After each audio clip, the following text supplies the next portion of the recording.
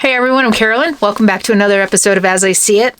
I have a couple scenarios I want to share with you today, and I hope you'll stick with me. I hope you'll keep an open mind and listen to a couple stories until I get to why I am raising these scenarios with you. So the first scenario is I walk into Starbucks, I buy a cup of coffee, and I sit down. I choose a table in the back near the bathrooms. And I'm sitting there drinking my coffee, and every time someone comes out of the bathroom, I'm like, did you wash your hands? You didn't wash your hands, did you? You know it's all a scam. You don't really have to wash your hands. Yeah, if you stop washing your hands, if everybody stopped washing their hands, we'd have herd immunity and you wouldn't get E. coli. You wouldn't get any diseases. It's bodily germs. They're not bad. Don't listen to the scientists. You sit there for hours and you say this to everybody who comes out, or I do, I guess. I'm this in the story. It's me. I sit there for hours, and everybody who comes out of the bathroom, I give this little speech to. And after a while, I get up from my table and I go and hang out next to the baristas. And I'm like, you guys didn't wash your hands. You know, you really don't have to. You should quit. Your boss can't make you wash your hands. You should quit. And then start looking at all the customers and saying, you know, it's a scam that they're washing their hands. You're supporting a Marxist company that's making their employees do things that they don't have to do. What do you think would happen if I did that? How long do you think I would get away with sitting at a table, walking around, telling people that they shouldn't be washing their hands, talking to the employees, telling them you don't have to wash your hands? How long do you think that would go on before someone would come over and ask me to leave, right? That's what would happen. Pretty quick, I would imagine. A customer would complain and somebody would come over and ask me to leave. And I'd be like, no, you can't make me leave.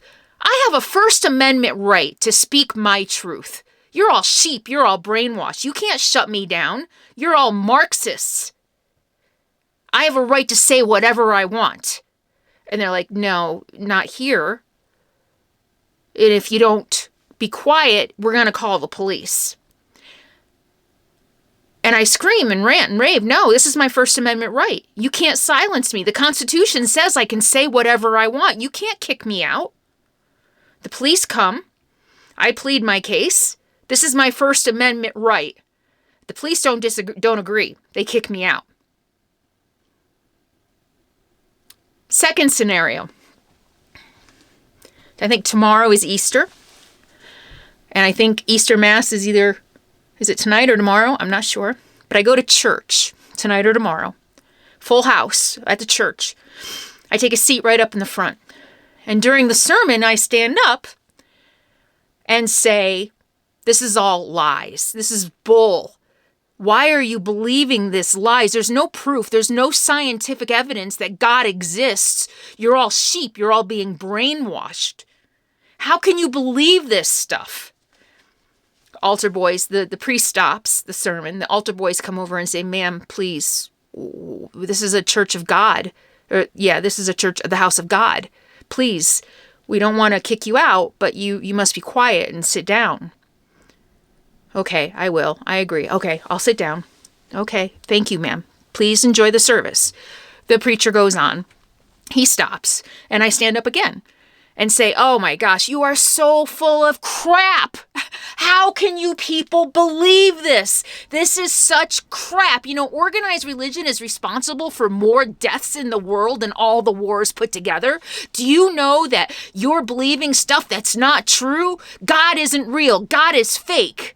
The preacher stops again. The pastor stops again. The altar boys come over. And he's like, ma'am, you're committing sacrilege. You can't do that in a house of God. That's sacrilege. This is not allowed in our church. If you can't sit down and be quiet, we're going to have to ask you to leave. We don't want to. We want you to stay.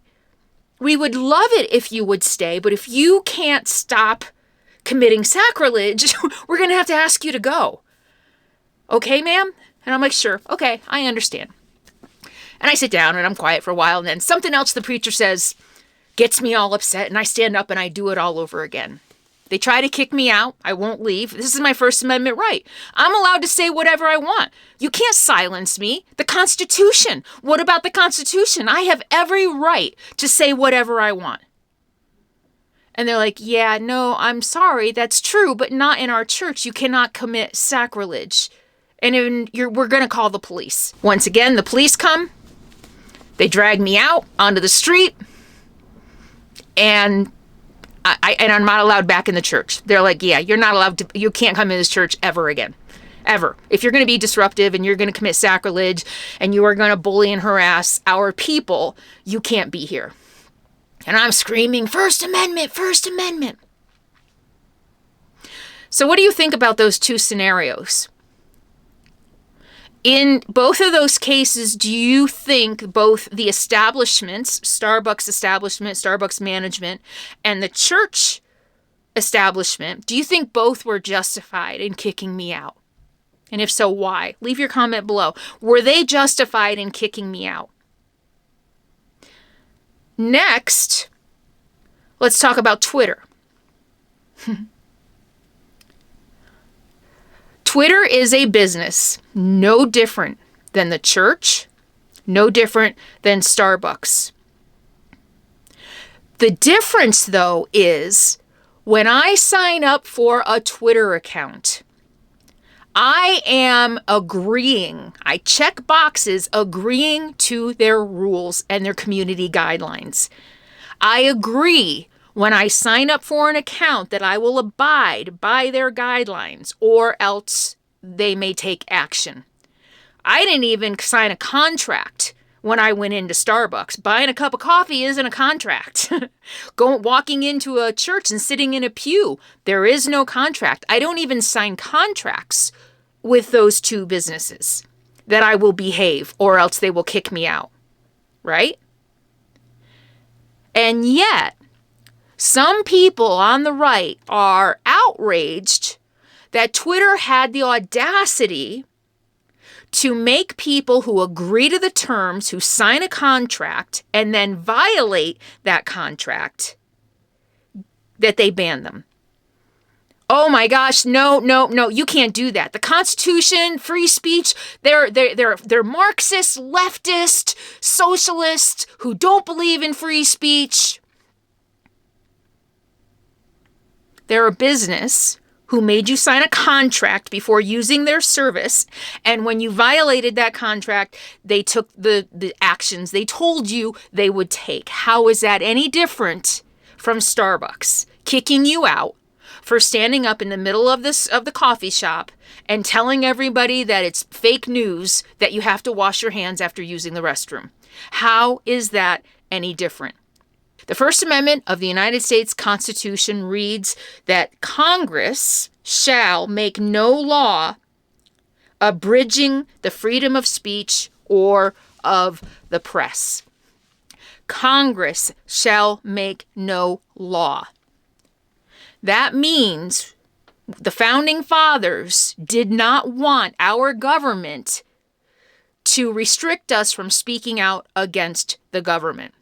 The Founding Fathers never intended for the First Amendment to apply to companies, to churches, to private citizens, censoring each other.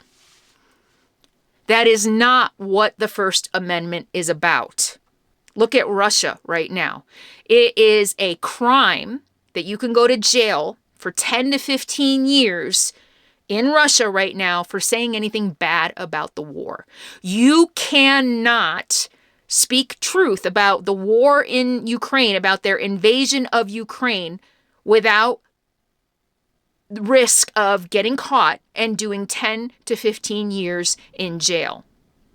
If you watch Rachel Maddow, you might be aware of a story in which a group organized online to create little anti-war messages, little shelf tags. You know how when you go to the grocery store, on the shelves you have those little tags with the price? Well, there is an organization in Russia that's creating these little shelf tags with fake prices, really, to get people's attention, and there are anti-war messages on them. These are messages telling the truth about the war, because the government of Russia, Putin, has shut down all the free press, has shut down all free speech. You are not allowed to speak out against the war. So this group said, well, this is one way we can maybe start getting out to the people what's really happening in Ukraine. And you can go online and you can download these tags and you can take them to your local store with you and put them in on the sliders on the shelf. A couple people have gotten caught and they're serving 10 to 15 years in prison. An old lady was on the street early on speaking out against the war, the invasion of Ukraine, and she's in jail for a decade. That is what our First Amendment is supposed to protect against. Overreaching government, punishing us for speaking out against the government. That is what the First Amendment is for. It is not meant to tell companies that they have no right over who uses their platform and how that platform is used. Twitter telling people you must abide by our rules, the rules you agreed to, a contract, or you will be kicked off, is no different than Starbucks kicking me out or a church kicking me out. It is no different. And I know a lot of the right-wing people are going to be saying, yeah, but they're too big. They have too much influence. Their social media platform, they should allow everybody to have a voice. Which again makes no sense. They're a business. Private or public, it doesn't matter. They are a business. They have every right to refuse service to anyone, right? No shoes, no shirt, no service. A business has the right to say who they do business with, period. But a lot of people on the right say, yeah, well, they have too much influence. They have so much power that this is a platform for everybody. It's like a utility. So they really shouldn't be able to squash free speech or they're Marxist. So then my challenge to you is, rather than fighting amongst ourselves about this really non-issue, because Twitter is not the U.S. government, it's not Congress. The last time I checked, they're a company that's allowed to do whatever they want, basically. Rather than arguing, calling each other Marxists and fascists and anti-free speech, we should be looking at the real issue, which is how did we allow a few social media platforms to get so big that they have so much influence? That's the real issue. And instead, we're fighting amongst ourselves. Maybe every time you want to comment, challenging somebody, calling somebody a Marxist, calling somebody a libtard, anti-free speech person, you should be writing to your elected representative and saying, why have you allowed these companies to get so big? We need better antitrust laws. Nobody would argue that I should be kicked out of a church for standing up and spewing devil-worshipping, anti-Christian, anti-religious stuff. Nobody would argue with that, right? Are you going to argue with that? I don't think so. And yet people are bending over backwards, blaming Twitter for doing the exact same thing. So yeah, the next time you want to comment to somebody, put that energy into contacting your representatives and asking, why did you allow this company to get so big and to have so much influence? That's the real issue. At least that's how I see it. I'll see you next time. Leave your thoughts below.